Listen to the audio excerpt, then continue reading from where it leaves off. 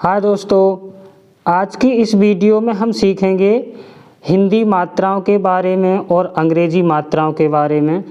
हिंदी में आ से अंग तक स्वर होते हैं और इन्हीं सारे स्वरों की हिंदी वर्णों पर जब मात्राएं लगाते हैं तो उनसे शब्द बनता है। लेकिन अंग्रेजी में केवल 5 स्वर होते हैं और इन्हीं 5 स्वरों से हिंदी की ये सारी मात्राएं हम लगाते हैं। अब हम पहले समझते हैं, जैसे हमने यहाँ पे लिखा राम, तो र पे किसकी मात्रा है? आ की मात्रा, तो हम इसको पढ़ेंगे राम। इसके अलावा हम इसको किसी और मात्रा के स्वर से नहीं पढ़ सकते, इसको राम ही पढ़ेंगे। इसी तरह से हम यहाँ पे लिखते हैं सीता, तो स पे किसकी मात्रा है? बड़ी ई की, और ता पे आ की मात्रा, तो हम इसको सीता पढ़ेंगे। इसके अलावा हम इसको और कुछ नहीं पढ़ सकते। लेकिन अंग्रेजी में ऐसा नहीं है। अंग्रेजी जो शब्द होते हैं तो उनके हर एक अक्षर के बाद कौन सा अक्षर बना है उसके हिसाब से हम उसका उच्चारण करते हैं। जैसे हम लिखते हैं यहाँ पर CAT, तो हम इसको क्या पढ़ेंगे? काट नहीं, ये गलत है।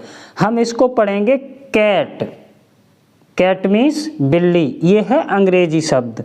जैसे MAP, मैप, तो यहाँ पे क्या पढ़ेंगे? इसको मैप, माप नहीं पढ़ेंगे। अब नीचे लिखा हुआ है CAR, इसको हम क्या पढ़ेंगे? कैर नहीं, इसको हम पढ़ेंगे कार। उसके बाद लिखा हुआ है BAR, अब इसको हम पढ़ेंगे बार। GAME, इसको हम पढ़ेंगे गैम। गैम, गा में नहीं पढ़ेंगे इसको। आगे लिखा हुआ है NAME, नेम, ना में नहीं पढ़ेंगे, इसको हम क्या पढ़ेंगे? नेम। आज हम इस वीडियो में यही आपको समझाएंगे कि कैसे पता करें इसका उच्चारण क्या होगा। और ये जो 5 स्वर होते हैं, आप अगर इनको अच्छे से समझ गए तो अंग्रेजी के शब्द आप आसानी से पढ़ सकते हैं।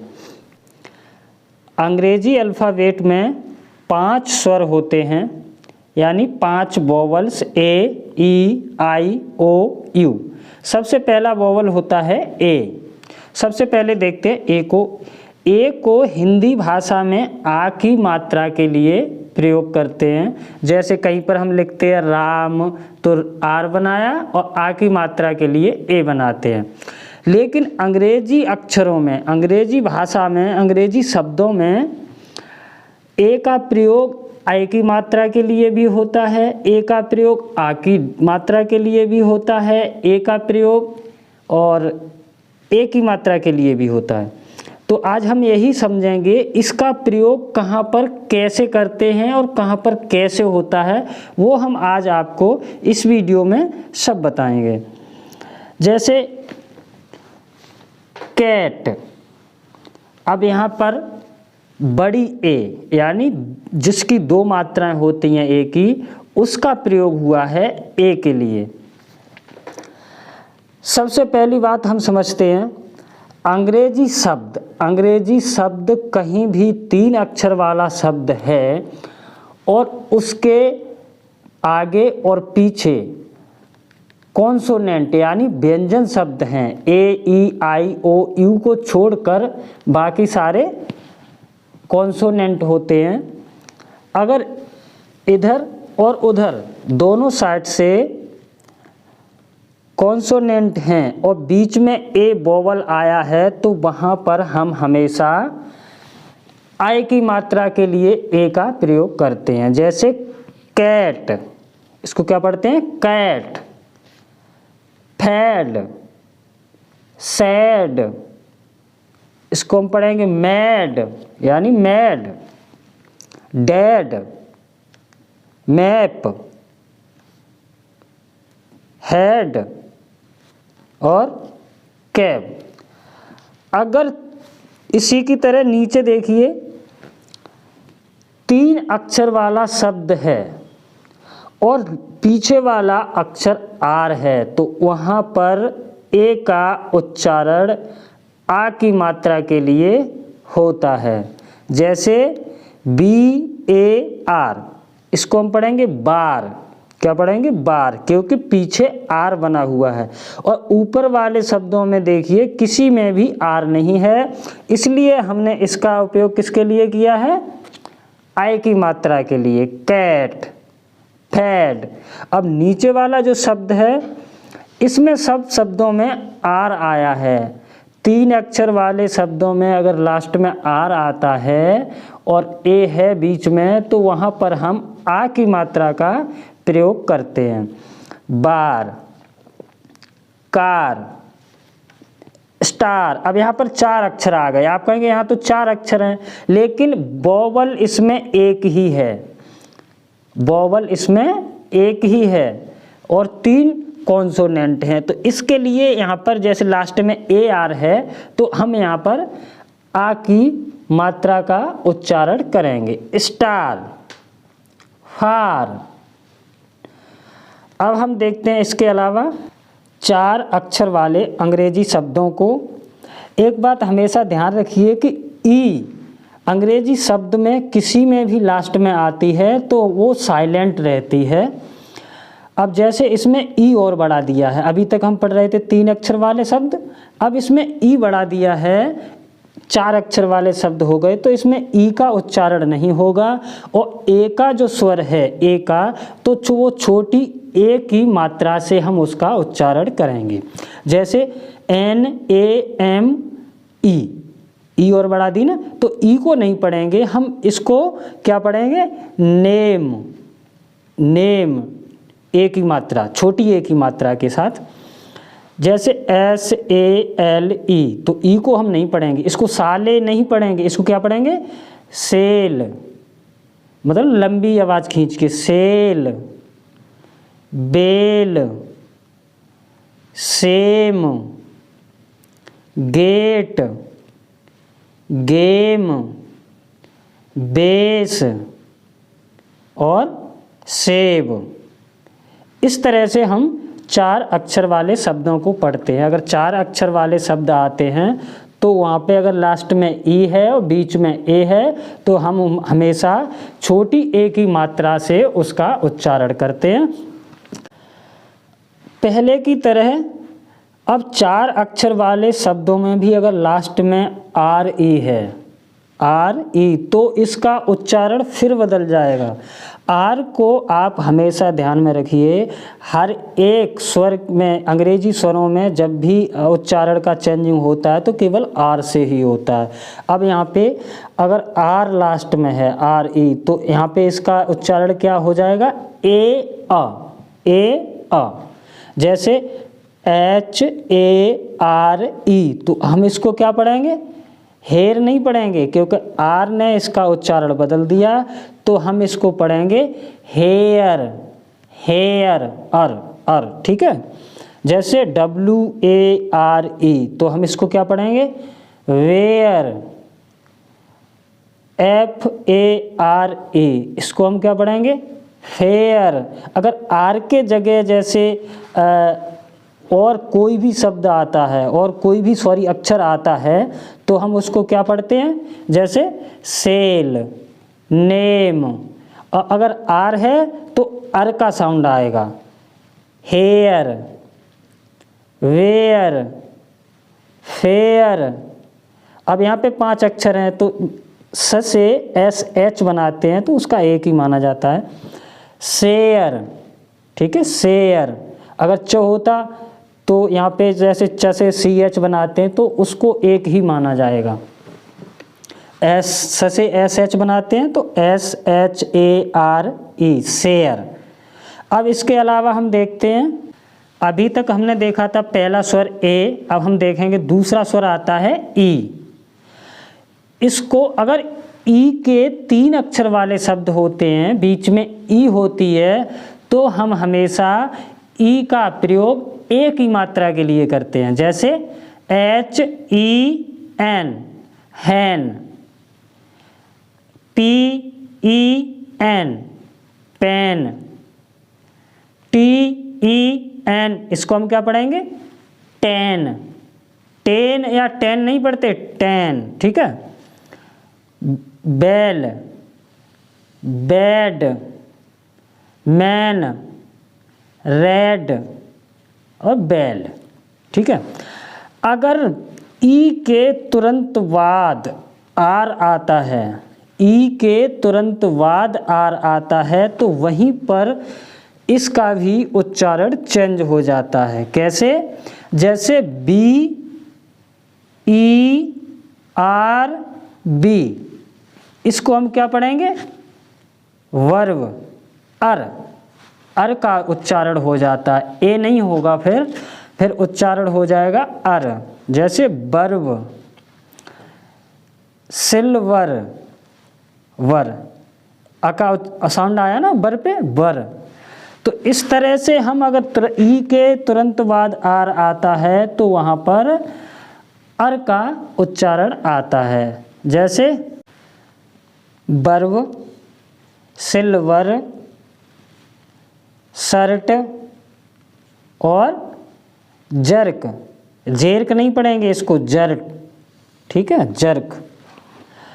अब इसके बाद हम देखते हैं, अगर अंग्रेजी शब्दों में ई के बाद एक अक्षर छोड़कर फिर ई आता है तो वहाँ पर इसका उच्चारण बदल जाता है। ई का उच्चारण वहाँ पर हम किससे करेंगे? बड़ी ई की मात्रा से। जैसे सी ई, अब डी के बाद फिर ई आया है तो हम इसको क्या पढ़ेंगे? सीड, क्या पढ़ेंगे? सीड।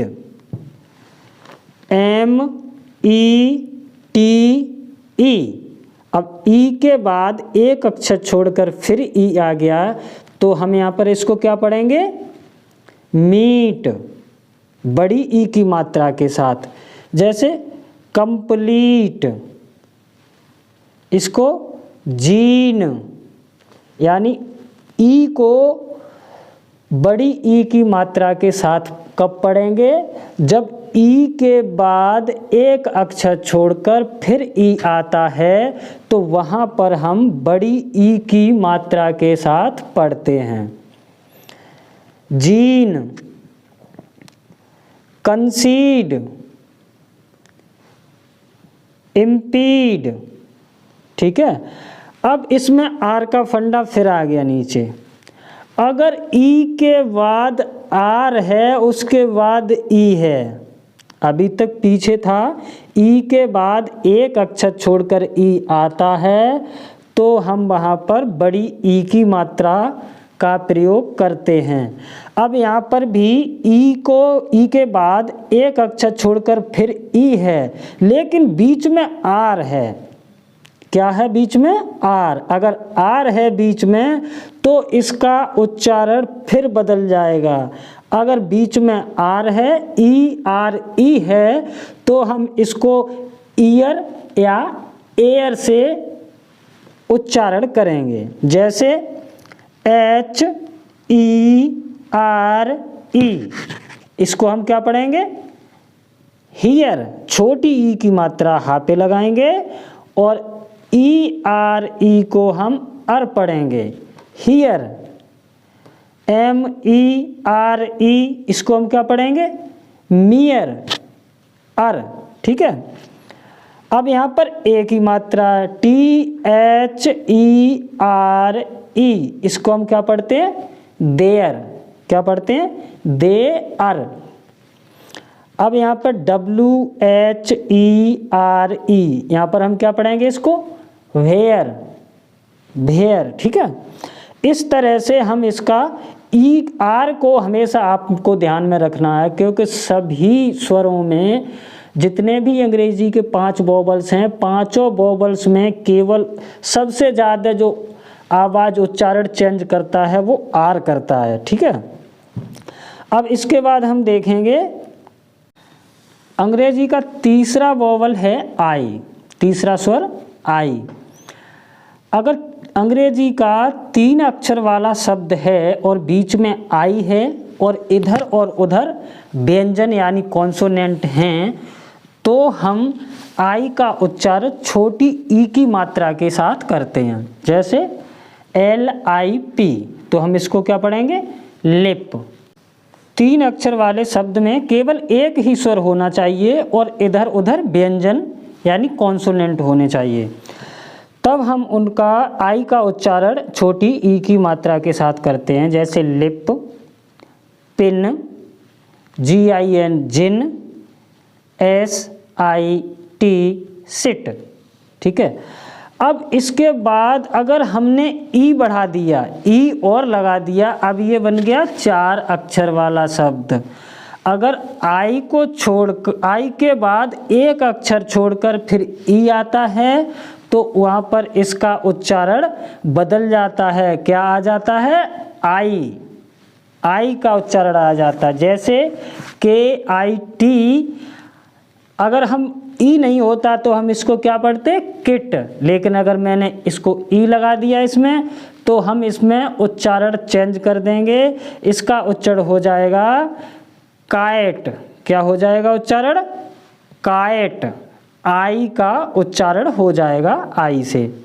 और ई तो मैंने आपको पहले भी बताया है, ई हमेशा अगर किसी भी शब्द में लास्ट में ई आता है वो साइलेंट रहता है, उसका कोई उच्चारण नहीं होता। BIKE, इसको क्या पढ़ेंगे? बिके नहीं पढ़ेंगे, इसको क्या पढ़ेंगे? बाइक। FINE, इसको हम क्या पढ़ेंगे? फाइन। WIFE, इसको हम क्या पढ़ेंगे? वाइफ। ठीक है। अगर लास्ट में ई आता है तो उसका उच्चारण नहीं करते हैं। अगर 3 अक्षर वाला शब्द है, बीच में आई है और इधर उधर व्यंजन है, स्वर नहीं होना चाहिए, AEIOU, ये 5 छोड़कर अन्य कोई भी है इधर उधर, तो वहाँ पर हम आई का उच्चारण छोटी ई की मात्रा के साथ करेंगे। और अगर 4 अक्षर वाला शब्द है, लास्ट में ई है, आई के बाद एक अक्षर छोड़कर फिर ई है, तो वहाँ पर उसका उच्चारण बदलकर आई हो जाएगा। अभी मैंने आपको बताया 4 अक्षर वाले शब्दों में आई के बाद एक अक्षर छोड़कर ई आता है तो उसका उच्चारण क्या होता है? आई। जैसे काइट, बाइक, आई होता ना। अब अगर जो अक्षर हम छोड़ रहे हैं बीच में, आई और ई के बीच में जो अक्षर छोड़ रहे हैं वो आर है, कहने का मतलब IRE है, तो वहाँ पर इसका उच्चारण फिर चेंज हो जाएगा, क्योंकि आर आ गई और आर ने इसका उच्चारण फिर चेंज कर दिया। तो अब हम यहाँ पर क्या पढ़ेंगे? ए। जैसे FIRE, तो हम इसको क्या पढ़ेंगे? फायर। ठीक है। WIRE, इसको हम क्या पढ़ेंगे? बायर। जैसे KITE आया था तो हमने यहाँ पे क्या पढ़ा था? काएट। आई का साउंड आया था। लेकिन अगर जो अक्षर हम छोड़ रहे हैं बीच में, आई के बाद RE है, तो वहाँ पर आई का उच्चारण ए हो जाता है। Fire, buyer, HIRE, hire, TIRE, tyre. ठीक है। अगर किसी अंग्रेजी शब्द के बीच में IR हो तो वहाँ पर इसका आई का उच्चारण अ के साथ बोलते हैं। जैसे GIRL, तो हम इसको गिर्ल नहीं पढ़ेंगे, क्या पढ़ेंगे? गर्ल, क्योंकि बीच में IR आया है। BIRTH, इसको हम बिर्थ नहीं पढ़ेंगे, क्या पढ़ेंगे? बर्थ। जैसे BIRD, इसको हम क्या पढ़ेंगे? वर्ड। SHIRT, इसको हम क्या पढ़ेंगे? शर्ट। अ का साउंड आता है। गर्ल, बर्थ, वर्ड और शर्ट।